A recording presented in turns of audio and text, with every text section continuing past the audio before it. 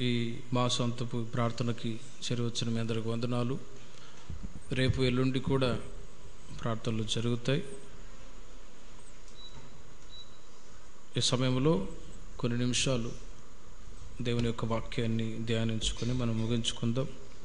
ముఖ్యంగా దేవుడు చేస్తున్నటువంటి మేళ్లను బట్టి ఈ యొక్క ప్రార్థనలు ఏర్పాటు చేయబడింది. ఈ ప్రార్థనలు ఏర్పాటు చేయడానికి ఉద్దేశం ఏంటంటే, యేసయ్య చేసినటువంటి మేళ్లను తలంచుకొని ఇప్పటి వరకు మనం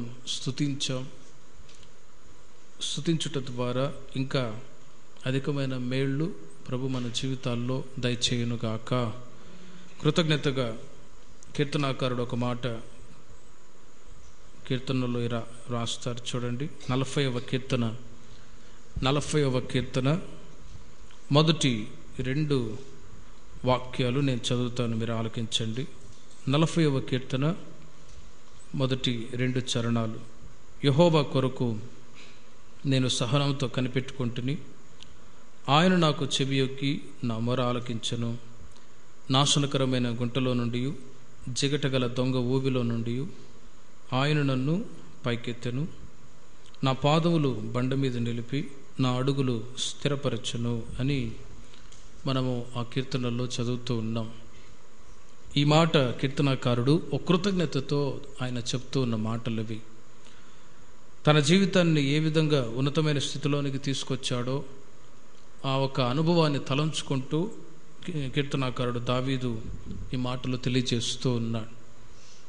ఏ విధమైన స్థితిలో ఉన్న వ్యక్తి ఏ స్థితిలోనికి హెచ్చింపబడ్డాడో ఆ అనుభవాన్ని అక్కడ మనం చదువుతూ ఉన్నాం.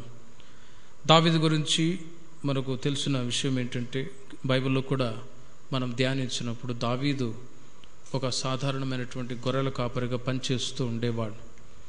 తండ్రికి చిన్న కుమారుడుగా ఉండి అతడు ఒక త్రోసివేయబడిన పరిస్థితి, ఒక కాపరిగా ఒక తగ్గింపు కలిగిన వాడై ఒక హీనమైన స్థితి అతని జీవితాల్లో కూడా ఉండే. అలాంటి వ్యక్తిని దేవుడు ఒక్కసారి జ్ఞాపకం చేసుకున్నాడు. ఏ విధంగా అంటే, ఇశ్రాయేలు ప్రజలకి ఒక రాజు అవసరమయ్యాడు. ఆల్రెడీ అప్పటికే సౌలు ఇశ్రాయేలు ప్రజలకు రాజుగా అభిషేకించబడ్డాడు. ఆ తర్వాత రెండవసారి దావీదుని రెండవసారి ఇశ్రాయేలు ప్రజలకు రాజు కావాలి అన్నప్పుడు ఎవరైతే ఉన్నారో వారు దేవుని నిర్ణయం చేత నిర్ణయింపబడిన వారై ఉండాలి అని సమూయేలు ప్రవక్త దేవుని ద్వారా తెలియజేయబడిన వాడై యెషయా అనేటువంటి ఒక వ్యక్తి దగ్గరికి వెళ్ళాడు.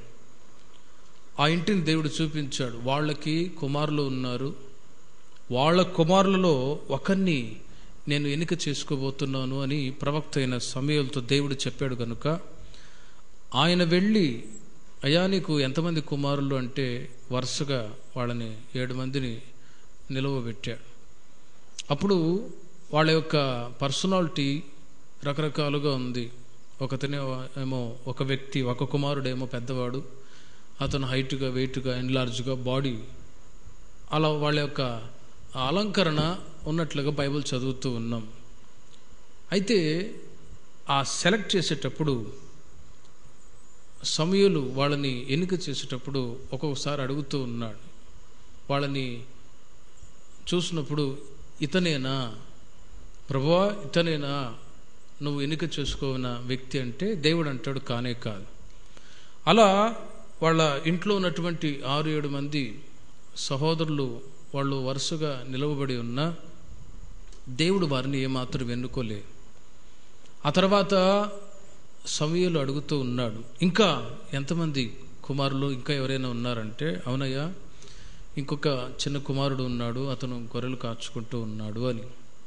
సరే అతన్ని అర్జెంటుగా పిలిపించండి అని చెప్పి ఇక వెంటనే దావీదు వచ్చాడు. అతని తల మీద నూనె పోసి వెంటనే అతన్ని రాజుగా అభిషేకించారు. హల్లెలూయా. ఇశ్రాయేలు ప్రజలకు రాజుగా సమూయేలు అభిషేకించాడు. ఆ రోజుల్లో అభిషేకించడానికి నూనెని వాడేవాడు. నూనె తల మీద పోసి, ఈ రోజు నుండి నీవు ఇశ్రాయేలు ప్రజలకు రాజుగా ఉండబోతున్నావని అభిషేకించాడు. అప్పుడు దావీదు ఆయన యొక్క స్థితి దేవుడు మార్చినందు చేత గర్వపడలేదు, అహంకారపడలేదు. దావీదు అంటాడు, ఇంతగా నన్ను హెచ్చించటానికి నేను ఏమాత్రుడను అంటాడు. ఓ తగ్గింపు కలిగిన వాడై తన జీవితాన్ని దేవుడు హెచ్చించినప్పుడు తన స్థితిని మర్చిపోకుండా ఆ మాట అంటాడు, ఇంతగా నన్ను హెచ్చించావు కదా, నేను ఏమాత్రుడను అని. ఆ మాటని దేవుడు చూచి అత్యధికంగా దావీదును ఆశీర్వదించడం మొదలుపెట్టాడు.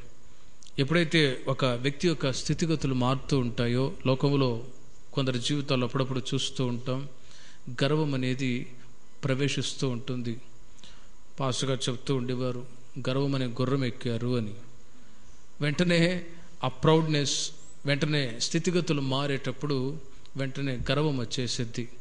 అయితే దావీదు జీవితంలో ఏమాత్రం గర్వానికి చోటివ్వలేదు. ఇంతగా నేను హెచ్చింపబడడం ఇది ప్రభువా, నేను ఏమాత్రుడను అంటాడు. గనుక ఒకవైపు దేవుడు మనల్ని కూడా హెచ్చించినప్పుడు, గణపరిచినప్పుడు, ఆశీర్వదించినప్పుడు ఆ తగ్గింపు అనే స్వభావం మన జీవితంలో కూడా ఉండాలి అని దావీదు ద్వారా మనం నేర్చుకోగలుగుతూ ఉన్నాం. కొందరైతే గర్వపడి అహంకారపడ్డప్పుడు వాళ్ళ స్థితిగతులు కోల్పోయే పరిస్థితులు కూడా వస్తాయి. అయితే దావీదు మాత్రం ఆయన భౌతికంగా దేవుడు తనను ఆశీర్వదించినప్పుడు ఆయన కృతజ్ఞత కలిగి ఉన్నాడు. ఆ తర్వాత ముఖ్యమైన సంగతి ఏంటంటే ఈ మాట కూడా చెప్తాడు, ఏమని, నాశనకరమైన గుంటలో నుండి, జిగటగల దొంగ ఊబిలో నుండి ఆయన నన్ను పైకి ఎత్తెను అంటాడు. ఒకవైపు దేవుడు భౌతికంగా తనను ఆశీర్వదించినప్పుడు ఆ ఆశీర్వాదాలను బట్టి గర్వపడకుండా తగ్గింపు కలిగిన వాడై ఒక స్థితిని మర్చిపోకుండా నేను ఏమాత్రుడను ప్రభువా, ఒక గొర్రెల కాపరిగా, చిన్న కుమారుడుగా, ఐఎమ్ నాట్ ఏబుల్, నేను అంత ఉన్నతమైన స్థితిలోనికి వచ్చే వ్యక్తిని కాదు, అయినా నన్ను పైకి ఎత్తావు కదా అని కృతజ్ఞత కలిగి ఉన్నాడు. కనుకొని భౌతికంగా దావీదు జీవితంలో దేవుడు ఏ కొరత అనేది చేయలేదండి. ఫైనాన్షియల్ విషయంలో కానీ, సింహాసనం విషయంలో కానీ, పరిపాలన విషయంలో కానీ ఆయనకి ఏ కొదువ అనేది 40 years 40 సంవత్సరాలు ఇశ్రాయేలు ప్రజలను పరిపాలించి మంచి ముతిమిలో తాను మృతి చెంది దేవుని యొద్దకు ఆయన వెళ్ళిపోయాడు. అంతటి ఒక ఉన్నతమైన ఆశీర్వాదాలు భౌతికంగా పొంది దేవుని సన్నిధికి వెళ్ళిన దావీదు ఆశీర్వాదాలు పొందటానికి ముఖ్యముగా ఆయన యొక్క స్పిరిచువల్ లైఫే కారణం. ఆత్మీయ జీవితమే చాలా ప్రాముఖ్యమైంది. ఒక వ్యక్తి ఆత్మీయంగా పర్ఫెక్ట్గా ఉన్నప్పుడు భౌతికంగా వాళ్ళ జీవితాల్లో కొరత, దరిద్రత అనేది ఏమాత్రం దేవుడు రానివ్వడు. హల్లెలూయా. భౌతికంగా కొందరు సమృద్ధి కలిగి ఉన్న కొందరు జీవితాల్లో స్పిరిచువల్ లైఫ్లో జీరోగానే ఉంటారు. అయితే దేవుడు భౌతికంగా ఆశీర్వదించాలంటే ఆత్మీయంగా ఎదుగుదల, పర్ఫెక్షన్నెస్ అనేది ఉండాలి. ఆత్మీయంగా జీరోగా ఉంటే ఫిజికల్గా కూడా ఆశీర్వాదాలు ఒక వ్యక్తి అనుభవించలేడు. గనుక దావీదు తన జీవితంలో భౌతికంగా ఆశీర్వదించబడటానికి మూల కారణం ఏంటంటే దావీదు దేవుని నామాన్ని ఎల్లప్పుడూ ఘనపరిచేవాడు. ఇంతగా నన్ను హెచ్చించటానికి నేను ఏమాత్రుడను అని చెప్పి తాను దేవుణ్ణి స్తుతించేవాడు. ప్రేమిన వారలారా, జిగటగల దొంగ ఊబిలో నుండి ఆయన నన్ను పైకి లేవనెత్తాడు, నా పాదములు బండ మీద నిలిపి నా అడుగులు స్థిరపరిచాడు అంటాడు. ఒక స్టాండర్డ్ లైఫ్, బండ మీద స్థిరపడినటువంటి ఒక అనుభవం, బండ మీద ఇల్లు కట్టబడ్డప్పుడు అది ఎలా ఉంటుంది? స్టాండర్డ్గా ఉంటుంది. బండ మీద ఇల్లు కట్టబడకుండా ఇసుక మీద కట్టబడిన ఇల్లు ఎలా ఉంటుంది? యేసుప్రభు వారు కూడా చెప్పారు, ఇసుక మీద కట్టబడినటువంటి ఇల్లు అది కూల్చబడిపోతుంది గాలి వచ్చినప్పుడు అని. అయితే బండ మీద పునాది వేయబడినటువంటి ఒక ఇల్లు అది స్థిరంగా నిలుస్తుంది అని. ఆధ్యాత్మిక జీవితంలో కూడా మన పాదములను దేవుడు ఏం చేశాడు? బండ మీద నిలిపి మన అడుగులను కూడా స్థిరపరిచి ఉన్నారు. హల్లెలూయా. బండ అంటే ఎవరు? యేసుక్రీస్తే. ఆయనే బండ. ఆయన మీద మన యొక్క ఫౌండేషన్, మన జీవితాలు, ఆత్మీయ జీవితాలు కట్టబడి ఉండగా దేవుడు మన అడుగులను స్థిరపరిచి ఉన్నాడు. కనుక ఈ అనుభవం ఆధ్యాత్మిక జీవితంలో మనం కొనసాగుతున్న ఈ అనుభవం మనం కన్నుమూసేంత వరకు, ప్రభు రాకడ వరకు కొనసాగించుకుంటూ ఉన్నామనుకో, భౌతికంగా ఏ కొరత అనేది దేవుడు కలగనివ్వడు.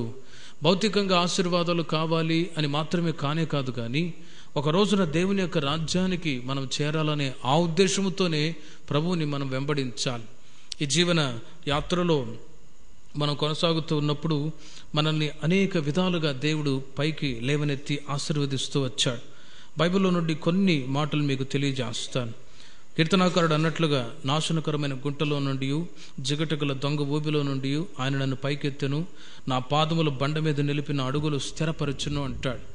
ఈ యొక్క అనుభవము ఒక దేవుని బిడ్డ కూడా ఏ విధమైనటువంటి అనుభవాలు గుండా వెళ్ళినప్పుడు ఆశీర్వాదకరంగా క్షేమకరంగా ఉండగలడు అనే సంగతి మీకు బైబిల్లో కొన్ని మాటలు తెలియజేస్తాను. 66వ అధ్యాయం, యెషయా గ్రంథం 66వ అధ్యాయము 13వ వాక్యములో మనం గమనిస్తే, మన అడుగులను ప్రభు స్థిరపరిచి ఉన్నాడు, ఆశీర్వదిస్తూ ఉన్నాడు. ఇక రాబోయే రోజుల్లో కూడా దేవుడు మనల్ని స్థిరపరిచి ఆశీర్వదించి వర్ధిల్ల చేసేటట్లుగా మన స్థితిగతులను, మన ఆశీర్వాదాలను ఇంకా పొడిగింప చేసేటట్లు మనం ఎలా ఉండాలి అనే సంగతి బైబిల్లో తెలియజేస్తున్నాం. యెషయా గ్రంథం 66వ అధ్యాయం 13వ వాక్యం, ఒకని తల్లి వారిని ఆదరించినట్లు నేను మిమ్మల్ని ఆదరించదును, యెరూషలేములోనే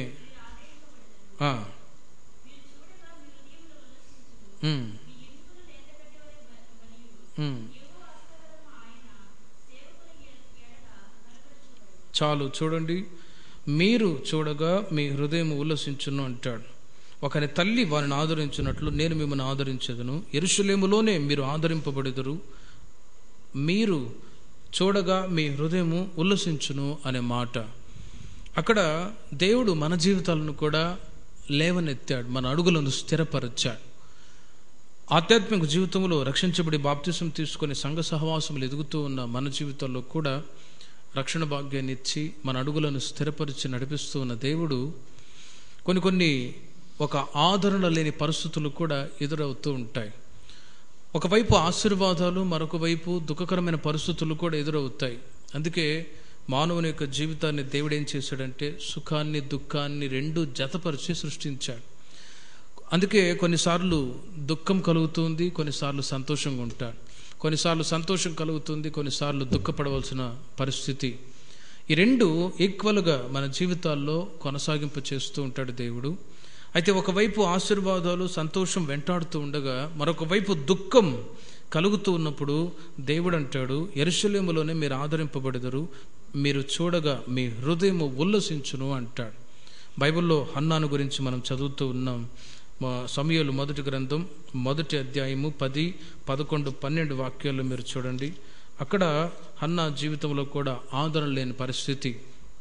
ఆమె కూడా ఆమె అడుగులు బండ మీద స్థిరపరచబడి ఆమె కూడా దేవుని చేత ఆశీర్వదించబడిన స్త్రీయే, కానీ ఆమెకు కూడా దుఃఖము నెమ్మది లేని పరిస్థితి కలిగింది. కారణం ఏంటంటే ఆమెకు వివాహమైన కూడా సంతానం లేని పరిస్థితి. ఆ సమయంలో దుఃఖపడుతుంది, బాధపడుతుంది. ఇలాంటి ఒక మార్గంలో కొనసాగాలో అర్థం కాని పరిస్థితి. కానీ ఆమె యొక్క జీవితాన్ని దేవుడు చూచాడు. ఆమె ఏం చేసిందంటే 10వ వాక్యం నుండి మీరు తర్వాత చదువుకోనండి. దేవుని మందిరానికి వచ్చి ఆమె బహు దుఃఖాక్రాంతురాలై వచ్చి యెహోవా సన్నిధిని ప్రార్థన చేయొచ్చు, బహుగా ఏడ్చుచు ఇలా ప్రార్థన చేస్తూ ఉంది. ఏమని? ప్రభువా, నీ సేవకురాలు నేను నాకు కలిగి ఉన్న శ్రమను చూచి నన్ను మరొక జ్ఞాపకం చేసుకుని నాకు మగపిల్లను దయచేసిన యెడల వాని తల మీద క్షౌర కత్తి అన్నిటికీ రానియక వాడు బ్రతుకు దినములన్నిటిను నేను వారిని యెహోవా యగు నీకు అప్పగింతునని మొక్కుబడి చేసుకొనెను అని మనం చదువుతూ ఉన్నాం. హన్నా ఇలా దేవుని సన్నిధికి వచ్చి ఆదరలేని పరిస్థితుల్లో, దుఃఖకరమైన పరిస్థితుల్లో ఆమె ఉన్నప్పుడు చూడండి, మామూలుగా అయితే లోకములో జరుగుతున్న పరిస్థితులు ఎలా ఉంటాయంటే అలాంటి పరిస్థితుల్లో భర్త ఇంకొక పెళ్లి చేసుకోవచ్చు. లేకపోతే ఇప్పుడు అలాగే జరిగింది. హన్నా ఆ భర్త కూడా ఇంకొక పెళ్లి చేసుకున్నాడు. ఆ తర్వాత ఆమెకు పిల్లలు పుట్టారు. ఇక పోరాటం ఎక్కువైపోయింది. హన్నా జీవితంలో ఇంకా బాధ, దుఃఖం, వేదన, ఆదరణ లేని పరిస్థితి. ఆమె జీవితంలో అలాంటి పరిస్థితి కలిగినప్పుడు లోకంలో చాలామంది సూసైడ్ చేసుకొని చచ్చిపోతారు. కానీ ఆమె అడుగులు బండ మీద స్థిరపరచబడి ఆధ్యాత్మిక జీవితంలో వర్ధిల్లుతూ ఉన్న దైవభక్తి కలిగిన స్త్రీ కాబట్టి ఆమె జీవితంలో ఎలాంటి పరిస్థితులు, ప్రతికూల పరిస్థితులు వచ్చినా ఆమె పొరపాటున లోక సంబంధమైన ఆలోచనకు చోటు ఇవ్వకుండా ఏం చేసింది? కన్నీళ్లతో ప్రార్థన చేసింది. ఆమె ప్రార్థన అంగీకరించిన దేవుడు ఆమెను ఏం చేశాడు? చక్కటి కుమారుణ్ణి దయచేశారు. ఆమె యొక్క దుఃఖాన్ని దేవుడు చూశాడు, సంతానాన్ని ఇచ్చాడు, బాబు పుట్టాడు. ఆ తర్వాత ఆమె దేవుని సన్నిధికి ఆ బాలుడైన సమూయేలుని ఆమె అప్పగించేసింది. ఎందుచేత? ఆమె మొక్కుకున్న మొక్కుబడి దేవుని సన్నిధిలో ఆమె చెల్లించుట ద్వారా, నాకు మగబిడ్డను దయచేస్తే నీకు అప్పగిస్తానని మొక్కుకున్నదా, అదేవిధంగా ఆమెకు దేవుడు మగబిడ్డనిచ్చారు. మరలా 2వ అధ్యాయము 21 వాక్యంలో చదివితే మరలా ఆమెకు 3 కుమారులు, ఆ తర్వాత 2 కుమార్తెలు కూడా కలిగినట్లుగా మనం చూస్తూ ఉన్నాం. ఇటు భౌతికంగాను ఆత్మీయంగాను హన్న దేవుని చేత ఆశీర్వదించబడిన స్త్రీ అయి ఉన్నది. హల్లెలూయా. ఈ రోజుల్లో మన జీవితాల్లో కూడా భౌతికంగాను ఆత్మీయంగాను దేవుడు ఆశీర్వదిస్తూ ఉన్నాడు. కేవలం మీరు దేవుని సన్నిధికి వచ్చుట చేతనే, ఇక్కడ కన్నీళ్లు విడిచి ప్రార్థన చేయుట చేతనే, ఇక రాబోయే రోజుల్లో కూడా దేవుని యొక్క ఆశీర్వాదాలు మీ కుటుంబాల్లో, మీ వ్యక్తిగత జీవితాల్లో నిలిచి ఉండాలంటే ఖచ్చితంగా తరచుగా దేవుని మందిరానికి వచ్చి కన్నీళ్లు విడిచి చేసే ప్రార్థన అనుభవము చాలా ముఖ్యము. లోక సంబంధమైన వాటి కొరకు ఏడ్చేవాళ్ళు ఉన్నారు, ఆస్తి కొరకు, డబ్బు కొరకు, లోక సంబంధమైన వస్తువుల కొరకు. కానీ ఈ రోజున ఏడవాలి. ఎందుకో తెలుసిన? ఆశీర్వాదాలు ఒకవైపు అయితే ప్రభు రాకడకు సిద్ధపడటానికి మరొకటి, ముఖ్యముగా దేవుని సన్నిధిలో మీరు ఎంతగా ప్రార్థన చేయగలుగుతారో, వ్యక్తిగతంగా ప్రార్థన చేయగలుగుతారో, సంఘ ప్రార్థనలు ఎంతగా ఉండగలుగుతారో అంతగా ఆశీర్వాదాలు కూడా 2 100 ప్రభు చేయుదురుగాక. యెషయా గ్రంథం 51వ అధ్యాయము 12వ వాక్యం 7వ వాక్యాన్ని మీరు చదివితే, హన్న దుఃఖముతో ఆమె దేవుని సన్నిధికి వచ్చింది, కానీ ఆమె దుఃఖాన్ని దేవుడు సంతోషంగా మార్చాడు. మన దేవుడు ఎవరో తెలుసునా? యెషయా గ్రంథం 51వ అధ్యాయం 12వ వాక్యంలో మనం చదివితే, నేనే మిమ్మల్ని ఓదార్చువాడును.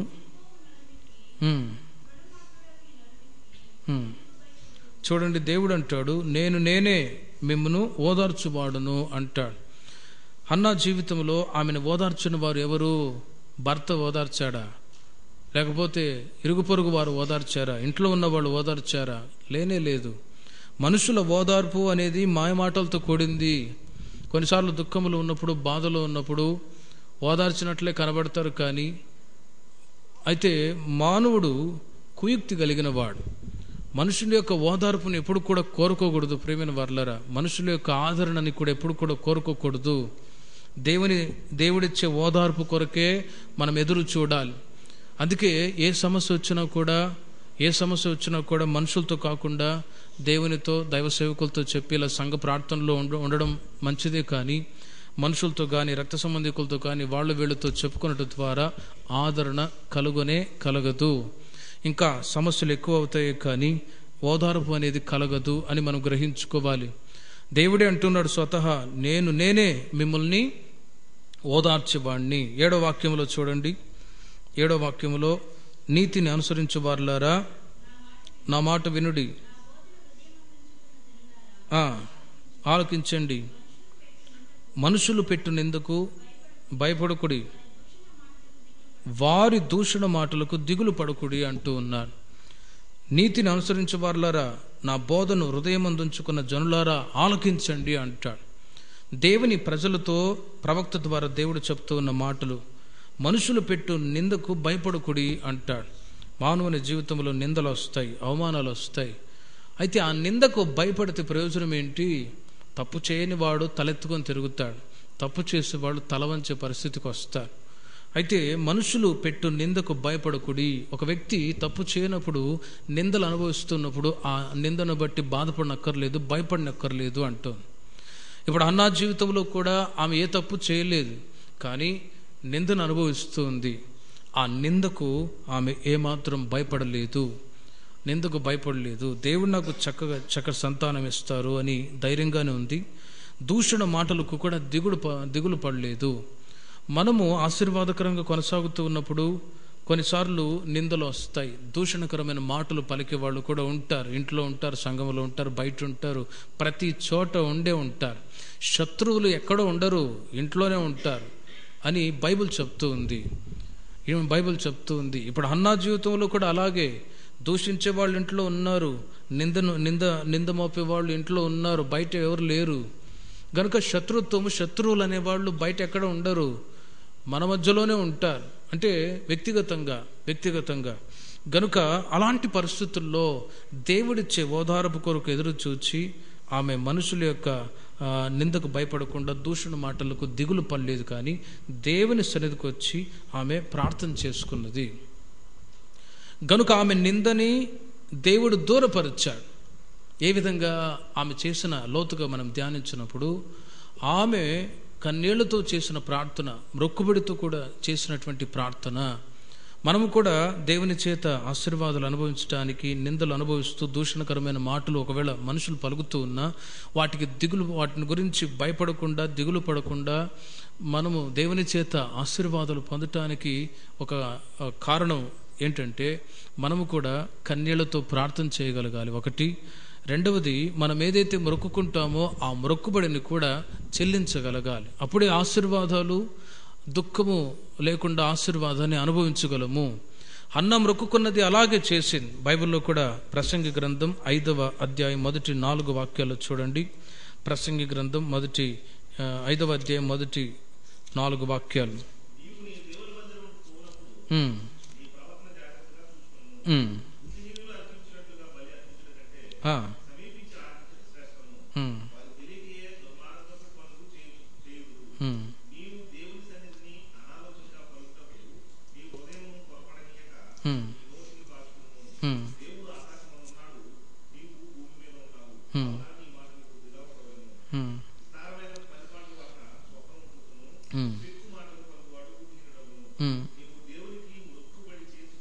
నీవు దేవునికి మొక్కుబడి చేసుకునే యెడల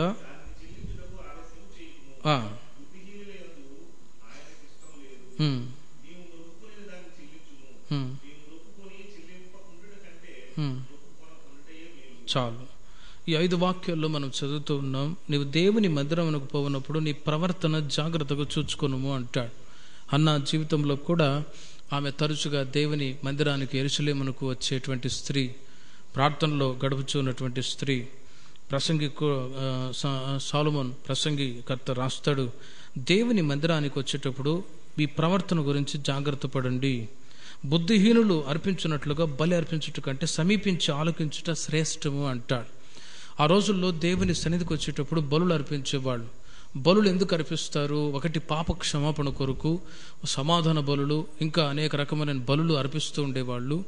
అయితే ఈ రోజుల్లో బైబిల్ చెబుతుంది, బుద్ధిహీనులు అర్పించినట్లుగా బలులు అర్పించుట కంటే సమీపించి ఆలోకించుట శ్రేష్టము అంటాడు. ఇప్పుడు సమీపించి మీరు ఆలకిస్తూ ఉన్నారు, ఏ మాటలు? దేవుని యొక్క మాటలు ఆలకిస్తున్నారు కదా, ఇది శ్రేష్టము అంటాడు. అంతేకాని బలులు అర్పించడం అనేది దేవునికి ఇష్టం లేదు అంటాడు. ఆ రోజుల్లో బలులు అర్పించేవాళ్ళు, కానీ శ్రేష్టమైనది ఏంటంటే ఆయన సన్నిధికి వచ్చి సమీపించి ఆలోకించటం మేలు. దేవుని సన్నిధికి అనాలోచనగా పలుకుటకు మీ హృదయం త్వరపడనీయక నీ నోటిని కాచుకోము అంటాడు. నోటిని కాచుకోము. హన్నా ఆమె కూడా దేవుని సన్నిధికి వచ్చేటప్పుడు ఎంతో జాగ్రత్తగా ఉంటుంది, తన ప్రవర్తన విషయమే జాగ్రత్తగా ఉంటుంది. నీ మాటలు కొద్దిగా ఉండవలను అంటాడు. అవన్నీ చెప్తూ ఒక మాట ఏంటంటే, మనము దేవుని యొక్క మాటలు వింటూ ఉన్నాం, ఆయన దగ్గర మనము కూడా ప్రార్థన ద్వారా మన మాటలు యేసయ్యకు చెప్తూ ఉన్నాం. అర్థమైందా? మనము యేసయ్యాని మన విన్నపాలు దేవునికి తెలియజేస్తూ, మొక్కుబడులు తెలియజేస్తూ ఆయన సన్నిధిలో ప్రార్థిస్తూ ఉన్నాం. ఆయన మాటలు మనం వింటూ ఉన్నాం. మన మాటలు, ఒక మాట బైబిల్లో ఉన్నది, ధర్మశాస్త్రం వినకుండా చెవిని తొలగించుకుని వాని ప్రార్థన హేయము అని. ఆయన మాటలు మనం వింటే మన మాటలు ఆయన వింటాడు అని అర్థం. ఆయన మాటలు, ఆయన ఉపదేశం, ఆయన వాగ్దానాలు మనం సమీపించి ఆలకిస్తే అది శ్రేష్టమైన అనుభవం. అప్పుడు దేవుడు కూడా ఏం చేస్తాడంటే మన మాటలు కూడా అంగీకరిస్తాడు. ముఖ్యంగా దేవునికి మొక్కుబడి చేసుకునే యెడల దాన్ని చెల్లించుటకు ఆలస్యం చేయకుము అంటాడు. దేవుని సన్నిధికి వచ్చేటప్పుడు అనేకులు అనేక మొక్కుబడులు చేసుకుంటూ ఉంటారు. అయితే మనం ఏదైతే మొక్కుబడి చేస్తామో దానిని ఖచ్చితంగా చెల్లించాలి. బుద్ధిహీనులు యందు ఆయనకు ఇష్టము లేదు అంటాడు. అలాంటి వాళ్ళు ఎవరట? బుద్ధిహీనులు అని. కొందరు మొక్కుబడి చేసుకుంటారు, ఉద్యోగం వస్తే, ఆ తర్వాత దేవుడు నాకు మేలు చేస్తే, ఇలా రకరకాలుగా మొక్కుబడులు ఉన్నాయి. అవి మనం నోరు జారి ఏదైనా మనం మొక్కుబడి చేసినప్పుడు దాన్ని చెల్లించాలి. లేకపోతే అలాంటి వాళ్ళు ఎవరు? బుద్ధిహీనులు అని బైబిల్ చెప్తుంది. బుద్ధిహీనులు ఏందో ఆయనకి ఇష్టము లేదు. మనం ఏదైతే మొక్కుకుంటామో దాన్ని చెల్లించాలి, లేకపోతే మొక్కుకొనకుండుటయే మేలు, మొక్కుకొనకుండుటయే మేలు అంటాడు. గనుక ఈ దినం వరకు మన జీవితాల్లో ఏదైతే మొక్కుబడి చేశామో, ఏదైతే ఒప్పుకోలు చేశామో ఆ మాటను బట్టి మనం చేయగలిగితే ఇక రాబోయే రోజుల్లో కూడా ఇంకా రెండంతల దీవెన మన కుటుంబాలకు దేవుడు దయచేయునుగాక. సమూయేలు మొదటి గ్రంథం 15వ అధ్యాయం 22వ వాక్యంలో కూడా ఒక మాటని మనం చదువుకుందాం. సమూయేలు మొదటి గ్రంథం 15వ అధ్యాయము 22వ వాక్యంలో కూడా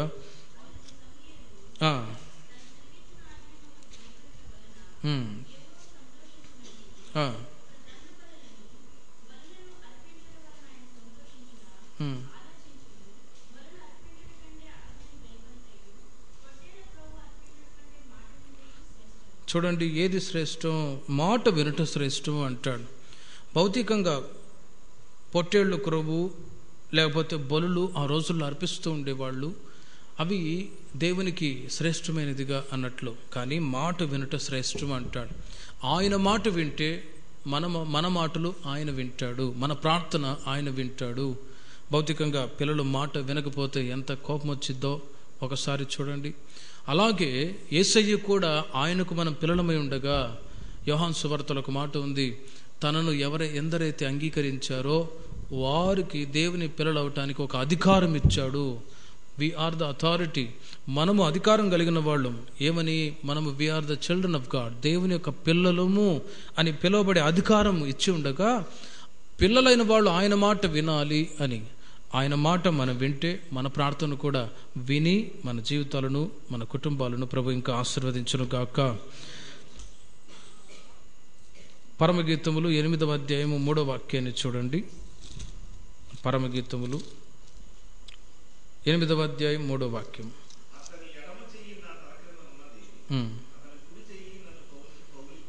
చాలు. అక్కడ మనం చదువుతూ ఉన్నాం సంఘాన్ని గురించి. పెళ్లి కుమార్తె సంఘము, ఆ తర్వాత పెళ్లి కుమారుడైన యేసయ్య గురించి అక్కడ వర్ణించి చెప్పబడిన మాటలు అవి. అతని ఎడమ చెయ్యి నా తల క్రిందనున్నది, అతని కుడి చెయ్యి నన్ను కౌగిలించుచున్నది అంటాడు. మన అడుగులను దేవుడు స్థిరపరిచాడు, ఉన్నతమైన స్థితిలోనికి తీసుకుని వచ్చాడు. ఇక రాబోయే రోజుల్లో కూడా మన అడుగులను దేవుడు స్థిరపరిచి ఉన్నతమైన స్థితిలో హెచ్చించి ఆశీర్వదించి కనపరచాలంటే మొదట హన్నవలే దేవుని సన్నిధికి వచ్చి మనం ప్రార్థన చేసుకోవాలి, కన్నీళ్లతో మొక్కుబడులు చెల్లించాలి. అప్పుడు దేవుడు ఆశీర్వదిస్తాడు. రెండవ మాట, అతని ఎడమ చెయ్యి నా తల క్రిందనున్నది, అతని కుడి చెయ్యి నన్ను కౌగిలించుచున్నది అని. దేవుడు తన ఎడమ చెయ్యి తల క్రింద ఉంచి కుడి చెయ్యి కౌగిలించుకొని ఆదరించే దేవుడే ఉన్నాడు. ఈ మాటలో నా అంతరం ఏంటంటే, అక్కడ షులమితి లేక సంఘం అనేక మాటలు తెలియజేస్తూ ఉన్నది. ఒక మాట ఉంది, ఏమని? నేను నల్లని దానను అని. ఎండకు నల్లని దానను అని చెప్పి నల్ల చూపు. చూడండి, మొదటి అధ్యాయం 6వ వాక్యం.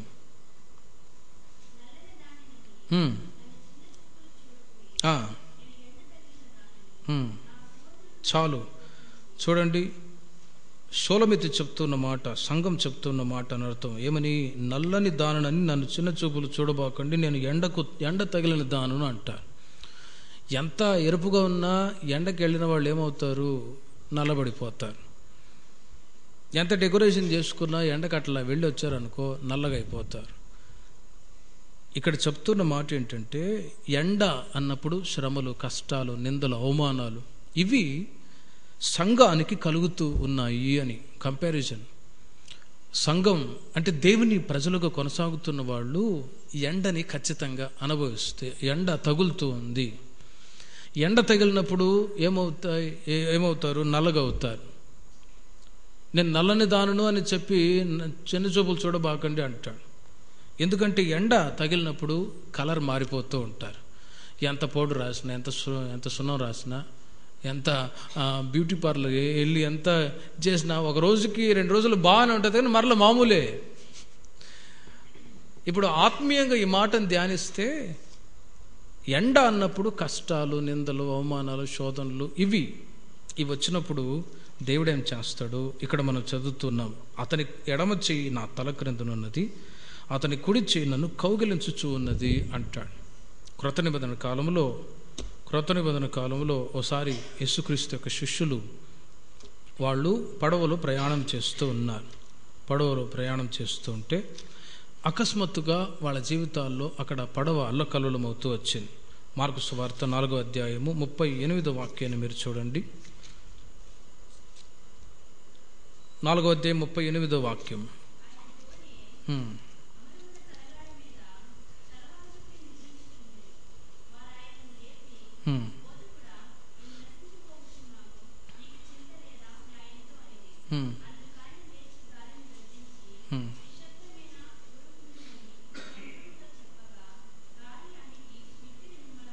చాలు చూడండి, అక్కడ మనం చదువుతూ ఉన్నాం, మన దేవుడు ఎవరంటే ఆయన ఆదరించేవాడు, ఉన్నతమైన స్థితిలో హెచ్చించేవాడు, బండ మీద మన అడుగులను స్థిరపరిచేవాడు. ఏ విధంగా అంటే నిందలు వచ్చినప్పుడు, అవమానాలు వచ్చినప్పుడు, సమస్యలు వచ్చినప్పుడు, ఇరుకు ఇబ్బందులు వచ్చినప్పుడు శిష్యులు వాళ్ళు దోణిలో పడవ ప్రయాణం చేస్తూ ఉన్నారు. యేసుప్రభు వారు కూడా ఆయన దోణె అమరమున తలగడ మీద తలవాల్చుకొని అక్కడ నిద్రిస్తూ ఉన్నాడు. వెంటనే పడవ అల్లకల్లోలం అయిపోయింది. యేసుప్రభు వారు ప్రక్కన ఉన్న ఆయన దగ్గరలో ఉన్న, సమీపాన ఉన్న వాళ్ళు అనే మాట ఏంటో తెలుసునా? మేము నశించిపోతున్నాము, నీకు చింత లేదా అంటారు. అప్పటికే యేసుప్రభుతో కూడా ఉన్నారు శిష్యులు, ఆయన చేసే అద్భుతాలు, మహత్కార్యాలు అనుభవిస్తూ ఉన్నారు, చూచుచూ ఉన్నారు. అయినా ఇప్పుడు వాళ్ళ జీవితాల్లో కలవరం వచ్చినప్పుడు వాళ్ళు అంటారు, మేము నశించిపోతున్నాం, నీకు చింత లేదా అని. అనేక సందర్భాల్లో మనము కూడా కొన్నిసార్లు కృంగిపోతూ ఉంటాం. ఈ మాటే కొన్నిసార్లు పలుకుతూ ఉంటారు కొందరు అప్పుడప్పుడు, నీకు చింత లేదా, మేము నశించిపోతున్నాం, బాధపడుతున్నాం, నీకు అసలు చింత లేదా అని దేవుణ్ణి అడిగే ప్రశ్నలు దేవుని దగ్గర కూడా అడిగే వాళ్ళు ఉన్నారు. శిష్యులే అడుగుతున్నప్పుడు మనం ఎంత మాత్రం? శిష్యులు ప్రక్కన యేసుప్రభు వారు ఉన్నారు, నీకు చింత లేదా, మేము నశించిపోతున్నాం అంటారు.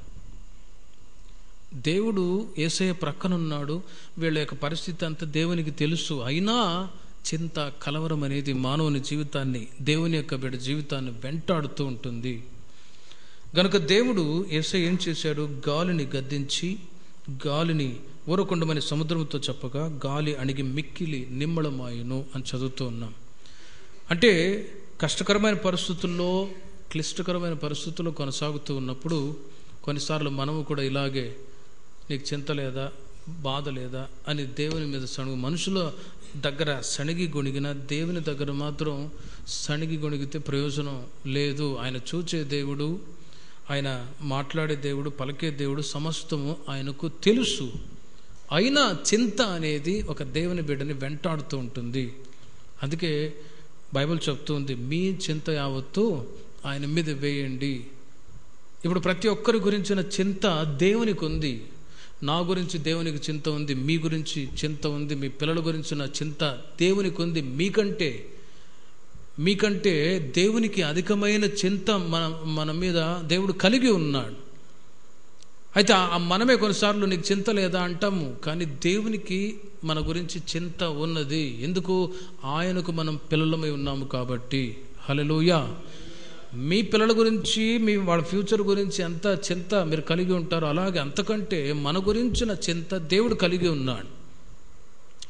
గనుక ఆయన మీ గురించి చింతించున్నాడు కాబట్టి మీ చింత యావత్తు ఆయన మీద వేయండి అని పేతురు రాసిన పత్రికల్లో చదువుతూ ఉన్నాం. గనుక మనం కొన్నిసార్లు చింతపడి, దుఃఖపడి, దిగులు పట్టం కంటే బైబిల్ చెప్తుంది, నీ భారము యెహోవా మీద మోపు, నీతిమంతులను ఆయన ఎన్నడూ కదలనీయడు. అన్షేకబుల్, కదిలించబడని ఒక అనుభవం ఉండాలంటే చింత, భారము యేసయ్య మీద వేయాలి. చింతించాలి, భారం ఉంటుంది. అలాగని చెప్పి చింతంతా నెత్తినేసుకొని కూర్చుంటే ఏదైనా ప్రయోజనం ఉంటుందా? లేదు. ఒక సమస్య వచ్చింది, భార్యాభర్త ఇద్దరు గొడవాడుకుంటూ ఉన్నారు, సమస్యలు వచ్చాయి. అప్పుడు గొడవాడితే ఏదైనా ప్రయోజనం ఉంటే సమస్యలు తొలగిపోతాయా? అప్పుల సమస్య వచ్చిందనుకో, ఈ అప్పులు ఎక్కువైపోయాయి, ఈ రోగాలు ఎక్కువైపోయాయి అని ఇద్దరు పోట్లాడుకుంటే తీరుతాయా? ఉన్నాయి అప్పులు, ఇద్దరు కష్టపడి తీర్చుకోవాలి కదా. అప్పులు ఎక్కువైపోయాయి, రోగాలు ఎక్కువైపోయాయి, ఇద్దరు పోట్లాడుకుంటే ఎట్లా తీరుతాయి? సాతానుగాడు వస్తాడు, ఇదిగో నీ అప్పులు తీరాలంటే, నీ రోగం పోవాలంటే ఒకే మార్గం, దూకు కొండ మీద నుంచి, ఇలాంటి బీచ్లు ఉన్నాయి, వెళ్ళిపో అని చెప్పి బీచ్లు చూపిస్తాడు సావడానికి. కనుకొని చాలామంది లోకస్తులు సూసైడ్ చేసుకోవడానికి గల కారణం ఏంటో తెలుసునా? ఇదే చింత, దిగులు, బాధ, వేదన. వాటి ద్వారా మానవుడు సూసైడ్ చేసుకొని ఈ రోజుల్లో చనిపోతూ ఉన్నారు. కానీ మనకు ఒక ధైర్యం ఏంటో తెలుసునా? యేసయ్య మన గురించి చింతించేవాడు. హల్లెలూయా. ఆయన నీ గురించి, నీ కుటుంబాన్ని గురించి, నీ పిల్లల గురించి చింత చేసేవాడు అని నీవు గ్రహించుకోవాలి. అంతేకాని నీకు చింత లేదా అని శిష్యులు అన్నట్లు మనం కూడా ఎప్పుడు అనకూడదు అని గ్రహించుకోవాలి. యేసుప్రభువారు చెప్తూ ఉన్నారు, తిండి గురించి, ఆహారాన్ని గురించి, వస్త్రాల గురించి, రేపటి గురించి మీరు చింతించబాకండి అని.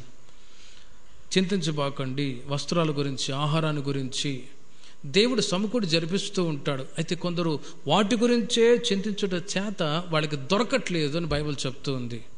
అయితే మనమేం చేయాలో తెలుసున, ఇలా యేసుప్రభువారు చెప్తున్నారు, మీరు దేవుని యొక్క రాజ్యాన్ని, నీతిని మొదట వెతకండి, అప్పుడు అవన్నీ మీకు దొరుకును.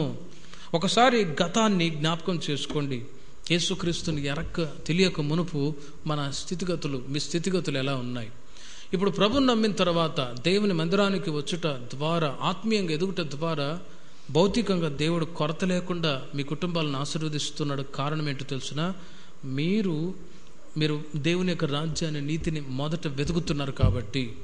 అంటే దేవుని సన్నిధికి వస్తూ ఉన్నారు, ప్రార్థనలు ఎదుగుతున్నారు, భక్తులు ఎదుగుతున్నారు. వీటిని బట్టి ఫిజికల్గా దేవుడు ఆశీర్వదిస్తూ ఉన్నాడు.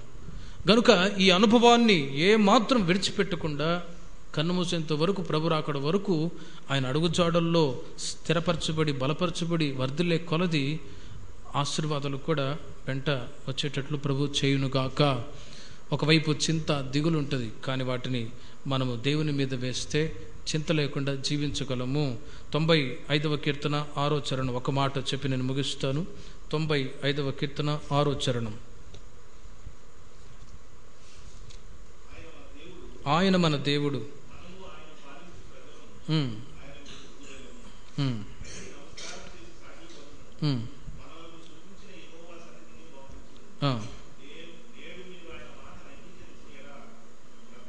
చూడండి, ఆయన మన దేవుడు, మనం ఆయన పాలించు ప్రజలు, ఆయన మేపు గొర్రెలము, రండి నమస్కారం చేసి సాగిల పడదము అంటాడు. ఈరోజు వరకు మన కుటుంబాలని ప్రభు ఆశీర్వదిస్తూ ఉన్నారు. కృతజ్ఞతగా ఈ మాటలు చెప్తూ ఉన్నాను. దేవుడు చేసిన మేళ్ళని ఎప్పుడు కూడా మర్చిపోకూడదు. ఈ మా సొంతానికి మనం వచ్చాం.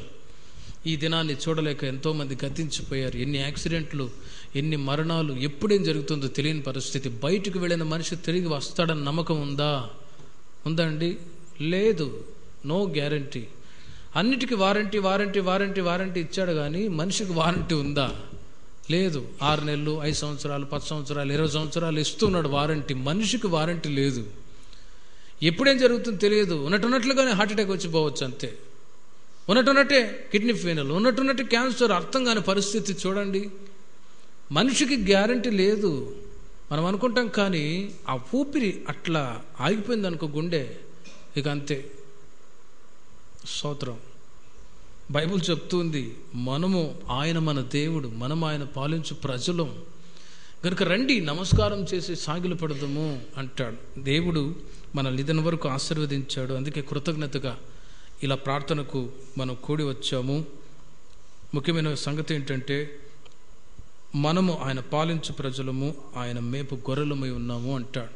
ఈ సంఘ సహవాసములో ప్రభు మిమ్మల్ని తీసుకొస్తూ ఉన్నాడు. ఎందుకో తెలుసిన, మత్తయి సువార్త 11వ అధ్యాయం 28వ వాక్యములో, నా ఎదుకు రండి, నేను మీకు విశ్రాంతిని ఇస్తానంటాడు. ఏదో ఫ్యాన్లు ఉన్నాయి, హాయిగా కూర్చొని సాయంత్రం అని వెళ్ళిపోవచ్చు అని ఆ విశ్రాంతి గురించి కాదు, కానీ ఆత్మకు విశ్రాంతిని దేవుడు ఇక్కడ మనకు ఇస్తూ ఉన్నాడు. అందుకే రెగ్యులర్గా ప్రార్థనలు పెడుతూ ఉన్నాను. మీరెంత దేవుని సన్నిధిని వెతుకుతారో, ఇక్కడ కూర్చొని ప్రార్థన చేస్తారో, ఆదివారం కూడా చెప్పాను, ఒక్క దినము దేవుని మందిరములు గడుపుట 1000 దినాల ఆశీర్వాదం మీరు పొందిన వాళ్ళు అవుతారు. ఒక్కరోజు ప్రార్థన మానుకుంటే ఆశీర్వాదాలు పోయిన సమయం నా మట్టుకైతే ఓ సంగతి ఎప్పుడు గుర్తుపెట్టుకుంటాను, పోయిన సమయం మరలా తిరిగి రాదు. పోయిన సమయం తిరిగి వచ్చిద్దా? టైం 9 దాటింది, మరలా 8:30కు రావాలి అని ముళ్ళు తిప్పినా టైమే వెళ్ళిపోయిన టైం మరలా రిటర్న్ రాదు. గనుక అనుకూల సమయమున మీరు నన్ను వెతికితే నేను మిమ్మల్ని వెతికి వస్తానంటాడు. గనుక ఆయన సన్నిధికి మనం వచ్చినప్పుడు ఆత్మకు విశ్రాంతిని ఇస్తాడు, మనకు కావలసిన ఆత్మీయ ఆహారాన్ని ఇస్తాడు. రాబోయే రోజుల్లో ఎలా జీవించాలి, మన పిల్లల్ని కుటుంబాన్ని ఎలా కట్టుకోవాలి, పరసంబంధమైన జ్ఞానము, తెలివి, ఉపదేశము ద్వారా ఇస్తాడు. ఇవన్నీ దేవుని మందిరములో మనం పొందుకుంటూ ప్రభు యొక్క రాజ్యానికి సిద్ధపడదాం. అట్టి కృప దేవుడు మనకు దయచేయును గాక. ప్రార్థన చేసుకుందాం.